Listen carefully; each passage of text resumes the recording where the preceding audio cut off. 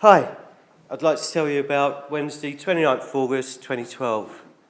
Life was really good at the time. My wife was pregnant again with a second child.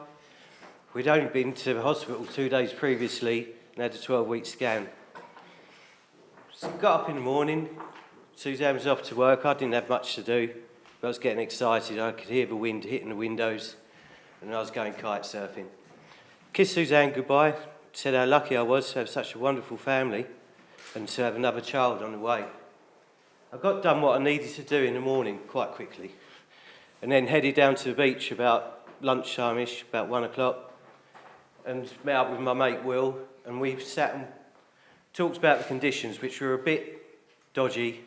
The wind was a bit up and down, there's squalls coming through, but we sat there about an hour, let the tide leave the beach enough to get set up, and made the call to go. Even with Will suggesting the pub might be a better option, but I was too scared what Suzanne would say.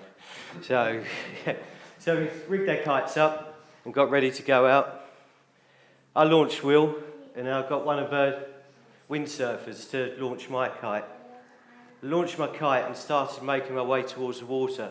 So the kite was about 10 o'clock, and I was walking down. All of a sudden, a squall hit, and the wind changed direction slightly, which caused the kite to fall back behind me and then relaunch straight up in the wind. It took me about 30 to 40 feet in the air. And by this time I was heading inland and heading towards the houses, roads, seawall and area where we rigged. To start off with, I thought I was going to be able to clear the wall and I'd take my chances with the bushes behind the beach. But then the realisation, the seawall's only about 3 feet, or about chest height where it was. And the realisation was I was going to hit the wall. There's a woman walking along the seafront. I just remember the look of horror on her face when by this time I knew what I was going to do was hit the sea wall. I just thought to myself, all I can do now is relax, take the impact and get up and go out kite surfing, I suppose. So I hit the sea wall. I come in at a slight angle. So my feet and chest hit almost simultaneously. I sort of like slammed into the wall, feet and then in. My chest and feet taking most of the impact. I wasn't really, when I first hit, I just thought I'd badly winded myself, but all my mates were making a fuss and I was like, I'll be fine, just leave me. I was trying to stand up, but obviously my feet were badly damaged. By the time the first paramedic come, they'd managed to get me in a recovery position. But I was still wanting to sit up and move around. I didn't realise I'd done any damage to my feet, and I wasn't in any pain. But the first paramedic got there and did an assessment of me, and he quickly made the call to call an air ambulance. The beach I was at was Chalkwell Beach in Southend-on-Sea, which is about as far south in Essex as you can get, so it shows the range what East Anglia Air Ambulance will come to. I remember the helicopter arriving. This is what I do remember. And they landed, this grass area is only about the same as this room in width. Behind it you've got a tree, this side from here you've got a couple of trees, and you've also got lampposts. On the beach there was kites and windsurf sails, which were all obstacles to the pilot landing. I remember, it turns out to be Gemma coming to talk to me. I just remember a big orange suit and blonde hair blowing in the wind, and she asked me who I was, and I was able to reply.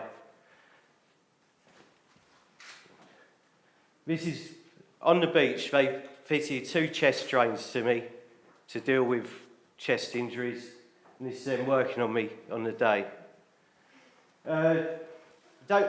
It sort of goes a bit blurry at this point. I remember certain things. I remember the discussion about fuel and which hospital they was going to take me to. I remember being put onto a bodyboard or being asked to help me get onto a board so they could lift me off the beach.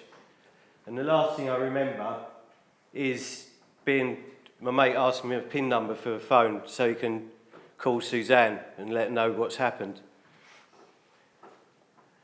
These are what the injuries I'd suffered.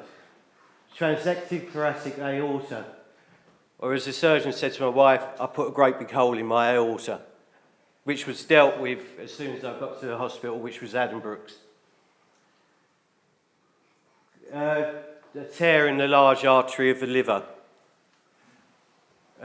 chest in the right cavity and a collapsed left lung and broken ribs. My feet and my right foot, I've done damage to every bone and every ligament in the foot, whether it's dislocation or breaking. My left foot, I'd snapped just above the ankle and done some more damage to the metatarsals. But this is a series of mini strokes, the last injury on there, which I suffered, but they worked out it's the blood clots caused when they fitted a stent graft to heal the aorta, to fix the aorta. So I was able to deal with that quite quickly. That is my left foot. As you can see, sort of reattached the ankle with screws and done some other damage. And that's my right foot. That's the one I've really damaged quite badly. The time in hospital was sorry, I jumped back, sorry about this. After they lifted me off the beach, Neil Berry, who'd put me into an induced coma, and that's how they delivered me to Addenbrooke's. But what they did gave them a fighting chance of saving me. I was in an induced coma for about 2.5 weeks. At times, I must have opened my eyes, because I just remember a vent in the ceiling. And I'd open my eyes, look at that, think I'm in a nice comfy bed, thought I was at home, and just think, well, I'm not dead. And then, drift off again. I did come round once in that 2 weeks, and I got agitated and they put me back under. When I come round properly, I sort of, my wife said, I patted myself down, and I just thought, oh wow, got away with that one. And then sort of went to move my feet and looked down the bed, and I was like, oh God.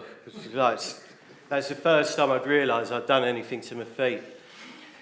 And I was fitted with a ventilator, so I couldn't speak. Now, we'd done baby sign language with Isaac when he was a baby. So I thought, I'll start doing some sign language. And Suzanne just couldn't work it out, and I was like, it's just everything all the way through is so good. I was quite quickly moved out of NCCU once I'd had the ventilator removed. And I was moved to Heidi's pendency ward, which was brilliant because that's the first time I got to see Isaac, who was about 1.5 years then, since the accident. It was quite an emotional feeling for me, but all the time the emotions were building more and more. And I just thought it's something what would ease with time. I was in Addenbrooke's hospital for about 3 weeks, and then I was transferred back to Southend.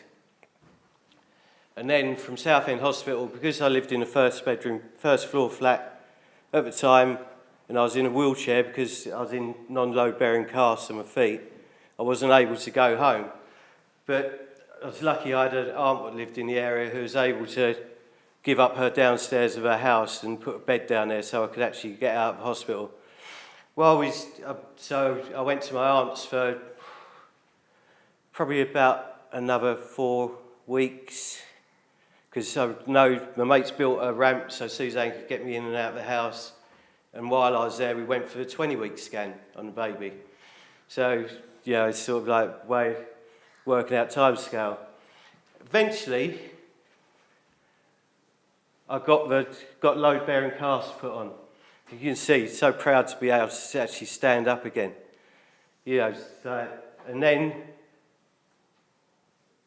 finally got home. That's about 9 weeks after the accident. I finally got home, was on crutches, was able to bum shuffle up the stairs, And then probably about January time, I wrote a really heartfelt message to Essex Air Ambulance, and they come back, great story, but it wasn't us. So, and then they said, I had a picture of a helicopter, which you saw, and they said, oh, you need to contact the East Anglia Air Ambulance. I was like, brilliant. So, obviously, I contacted East Anglia Air Ambulance, and as it goes, it turns out today. About April time, I got contacted by Addenbrooke's Hospital to go up and visit them. And I went and I met a couple of people that dealt with me. Obviously, I burst into tears. And they said, do you get this a lot? I said, well, quite often in the shower. In the morning, I'll be curled up in a ball. They said, has anybody spoke to you about post-traumatic stress? And I was like, no. And they said, well, what you're suffering is post-traumatic stress. This is me with Orla when she was born in February. Obviously a very emotional time with what I was suffering. You know, I went for counselling for post-traumatic stress. They said, you've got to face up to your triggers. I was like, well, I have to every day because it's my children. I look at them and the love just wells up and then the tears well up. But after having counselling and realising what was going on, I know I'm in control of my emotions now. And if I cry, it doesn't matter. This is part of who I am now.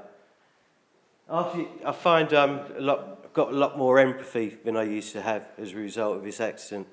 And I do feel for people a lot. When I first come up to meet the crew of Neil Berry and the crew of East Anglia Air Ambulance, I think it's about June time. And Neil Berry said to us, like, obviously, oh, you saved my life. Well, he goes, oh, played a very small part. And I was just sort of like, no, you saved my life. And he's like, oh, it's just like a small part. And the paramedics and the Thames doctors and the pilot, and they, when you look at the whole organisation, they are a small part, but they are such an important part of a lot bigger organisation, which you come to appreciate the more time you come and visit people. I went back to kite surfing about a year to the day from the accident and just love it. It's like, but after everything that's happened to me, I still look back on that day now, and it's gone from being bad to, I'd say, the luckiest day of my life. And I feel so lucky that there's people like yourselves and everybody working to do so much for people and to bring family. And without East Anglia Air Ambulance, this picture would never have happened. And I'd just like to say thank you very much. Cheers. Thank you.